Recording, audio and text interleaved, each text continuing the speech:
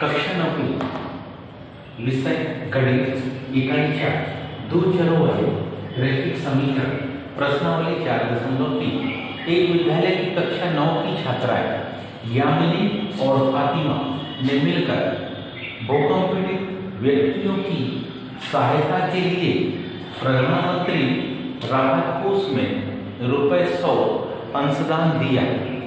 एक रैखिक समीकरण लिखिए जो इन आंकड़ों को संतुष्ट करता हो। आप उनका अंशदान ₹X व ₹Y मान सकते हैं और इस समीकरण का आलेख खींचना है।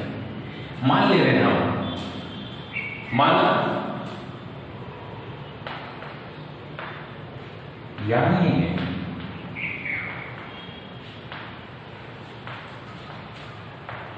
प्रधानमंत्री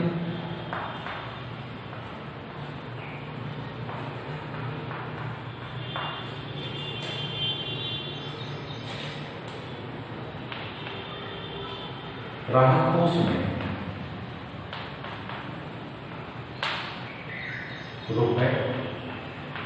₹X दान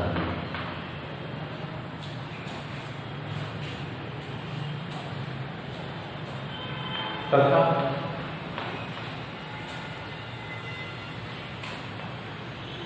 फातिमा द्वारा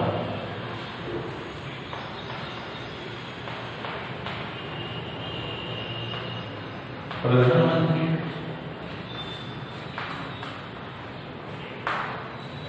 राहत कोष में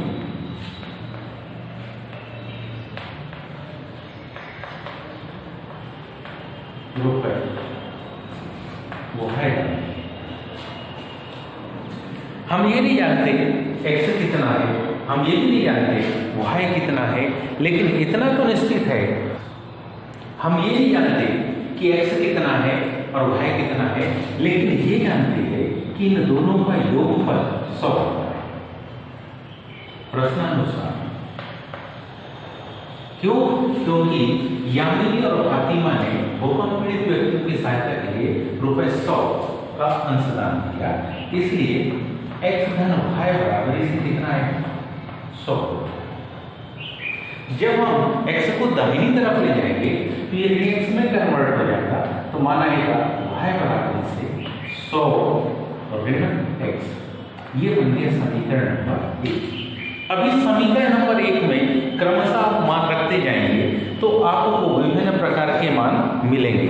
और किस प्रकार के मान रखना है थोड़ा ध्यान से समझिए। यदि हम समीकरण 1 में मान लो x बराबर से 0 रखें तो 0 को घटाना, जब 0 घटेगा तो ऐसी कंडीशन में y बराबर से 100। जब समीकरण 1 में हम मान लो x बराबर से 50 रखें तो 100 में से 50 घटेगा तो कितना आएगा 50।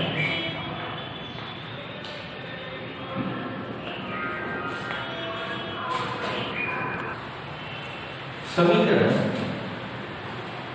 1 में यदि हम x बराबर से 100 तो आपका मान लिया y बराबर से 100 में से 100 घट जाएंगे तो y का मान कितना है 0। इस तरीके से हम पाएंगे कि हमने जो x के विभिन्न मान रखे तो उसके सापेक्ष आपको y के मान मिलेंगे। जैसे x का पहला मान आपने रखा था 0 तो y का मान मिल गया 100। x का एक मान आपने रखा था 50 तो y का मान भी मिल गया 50। x का मान रखा था 100 तो y का मान मिल गया 0। इसकी सहायता से हम इसका एक आलेख लिखेंगे। ध्यान दीजिए आलेख लिखते समय को सावधानियां रखनी है क्योंकि यहाँ पर मान काफी बड़े बड़े हैं, इसलिए अंतर हम 1 से नहीं करेंगे। अगर अंतर हम 1 से करते हैं तो हमारे पास समस्या बढ़ेगी। ये पूरा का पूरा प्रथम चतुर्थांश में जाता रहता है, इसलिए हम इसको बनाते समय चाहे तो एक और उपाय कर सकते हैं, वो ये कि प्रथम चतुर्थांश को बड़ा रखेंगे और द्वितीय अकृति को छोटा रखेंगे।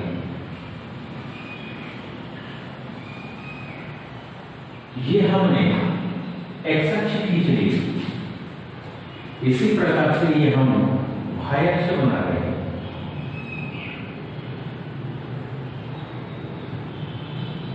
अब ध्यान देंगे, इसमें हम प्रथम चतुर्थांश को कुछ ज्यादा बड़ा बनाते हैं, क्योंकि सारे के सारे हमारे पास धनात्मक वैल्यू है। इसका मतलब यहां पर अगर हम 1 से शुरुआत करें तो हमको 100 अंक चाहिए। हमारे पास ग्राफ पेपर में इतना स्पेस नहीं होता, इसलिए हम चाहे तो पहले सेंटीमीटर पर इसको 20 को, दूसरे पर 40 को, तीसरा 60, 20 चौके 80, 20 पंचे 100। बिल्कुल ठीक ऐसा ही इस y अक्ष पर भी बना सकते हैं। पहले पर 20, फिर 40, 60, 80 और ये 100।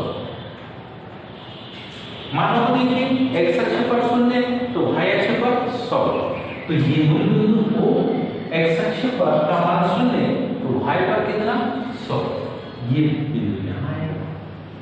इसी प्रकार से ध्यान दें,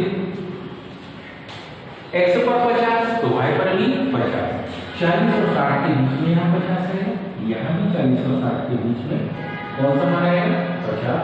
तो ये मान कुछ इस प्रकार से हम दर्शाएंगे।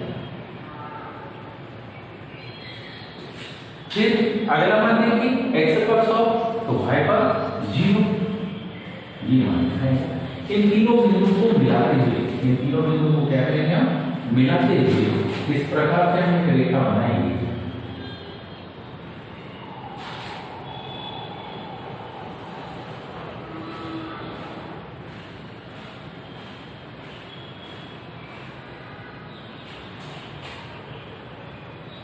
इन तीनों बिंदुओं को मिलाते हुए इस प्रकार से हम क्या बनाएंगे रेखा बनाएंगे।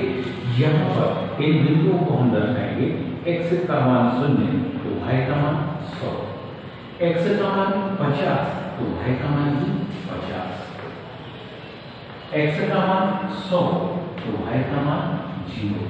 तो इस तरीके से क्या यामिनी और फातिमा ने जो 100 रुपए का अंशदान किया था उसके लिए ये काले खींचा। अब यहाँ पर विभिन्न प्रकार के मान है।